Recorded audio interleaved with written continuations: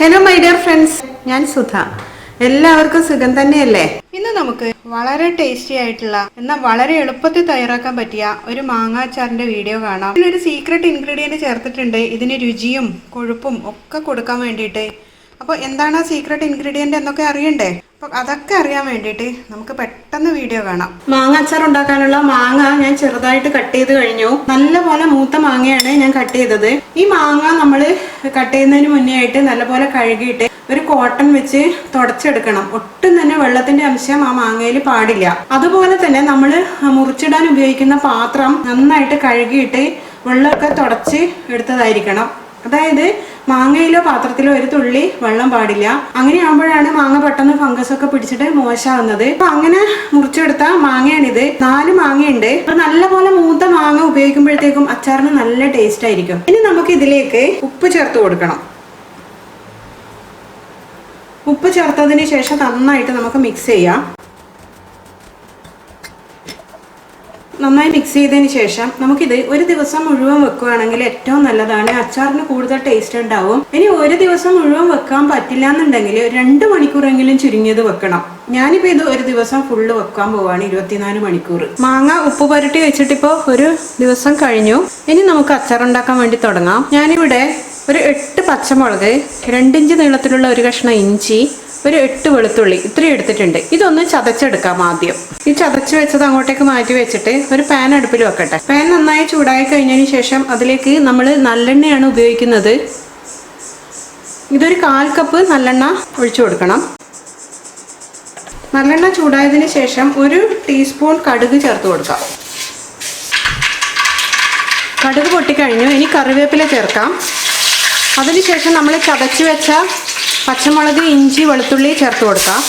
എന്നിട്ട് ഈ ഇഞ്ചിയുടെയും പച്ചമുളകിൻ്റെയും ഒക്കെ പച്ചച്ചവ മാറുന്നത് വരെ നമുക്ക് ചെറുതായിട്ടൊന്ന് വഴറ്റി കൊടുക്കണം.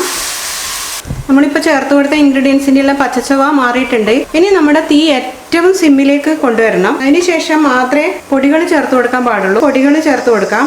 മുളക് പൊടിയാണ് ചേർക്കുന്നത്. 2 ടേബിൾ സ്പൂൺ മുളക് പൊടിയാണ് ചേർക്കുന്നത്. അതിനുശേഷം കാശ്മീരി ചില്ലി പൗഡർ ചേർത്ത് കൊടുക്കണം. അത് 1 ടേബിൾ സ്പൂൺ ചേർത്ത് കൊടുക്കാം. നല്ലൊരു കളർ കിട്ടാൻ വേണ്ടിയിട്ടാണ്.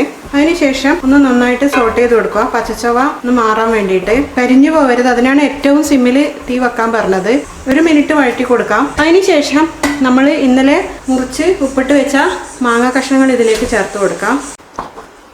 ഇത് നന്നായിട്ടൊന്ന് മിക്സ് ചെയ്ത് കൊടുക്കാം. അതിനുശേഷം ഞാൻ ഇതിലേക്ക് ഒരു 1/2 കപ്പ് വിനീഗറാണ് ചേർക്കുന്നത്. നന്നായിട്ട് മിക്സ് ചെയ്യാം. എന്നതിന് ശേഷം ഇതിലേക്ക് കുറച്ചുകൂടെ ഇൻഗ്രീഡിയൻസ് ചേർക്കാനുണ്ട്. ആദ്യത്തേത് ഉലുവപ്പൊടിയാണ്.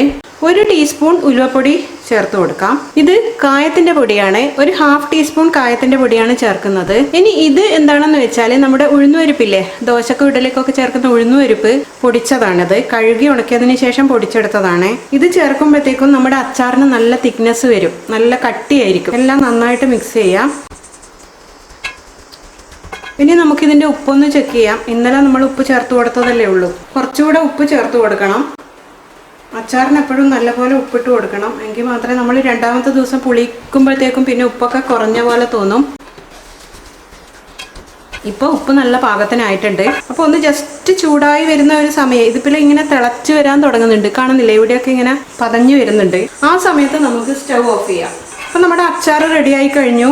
ഇനി തണുത്തതിന് ശേഷം നല്ല ചില്ലിൻ്റെ കുപ്പിയിൽ ആക്കി വെച്ചാൽ മതി. ചില്ലിൻ്റെ കുപ്പിയിൽ ആക്കി വെക്കുന്ന സമയത്ത് അതിലൊട്ടും തന്നെ വെള്ളത്തിൻ്റെ അംശം പാടില്ല. നല്ലപോലെ കഴുകി തുടച്ച് ഉണക്കിയെടുത്ത കുപ്പിയിൽ വേണം ആക്കി വെക്കാൻ വേണ്ടിയിട്ട്. ഇത് പുറത്ത് തന്നെ വെച്ചാൽ മതി. കാരണം ഇതിൽ വെള്ളത്തിന്റെ അംശം എന്ന് പറയുന്നത് തീരെ ഇല്ല. അതുകൊണ്ട് പുറത്ത് വെച്ചാലും ഒന്നും സംഭവിക്കില്ല. വളരെ രുചികരമായ മാങ്ങാച്ചാറിന്റെ റെസിപ്പി നിങ്ങൾക്ക് ഇഷ്ടപ്പെട്ടോ? ടേസ്റ്റും കൊഴുപ്പും കൂടുതൽ കിട്ടാൻ വേണ്ടിയിട്ടാണ് ഉഴുന്നുപൊടി ചേർത്തത്. അത് വളരെ സീക്രട്ടായ ഒരു ഇൻഗ്രീഡിയന്റ് ആണ്, അധികം ആർക്കും അറിഞ്ഞുകൂടാത്തത്. ഈ വീഡിയോ ഇഷ്ടപ്പെട്ടിട്ടുണ്ടെങ്കിൽ ഒന്ന് ലൈക്കും ഷെയറും ചെയ്യുക. അതുപോലെ ഒന്ന് സബ്സ്ക്രൈബ് ചെയ്യുക. സബ്സ്ക്രൈബിന് ശേഷം വരുന്ന ബെല്ലൈക്കൺ കൂടി ഒന്ന് പ്രസ് ചെയ്യുക. ബെല്ലൈക്കൺ പ്രസ് ചെയ്യുമ്പോൾ കിട്ടുന്ന ഓപ്ഷനിൽ ഓൾ എന്ന ഓപ്ഷൻ കൂടി പ്രസ് ചെയ്യണം. എങ്കിൽ മാത്രമേ നോട്ടിഫിക്കേഷൻ ഒക്കെ കറക്റ്റ് ആയിട്ട് കിട്ടുകയുള്ളൂ. വീണ്ടും മറ്റൊരു നല്ല വീഡിയോ ആയിട്ട് കാണുന്നത് വരെ it's me Sudha signing off. Thank you for watching my video.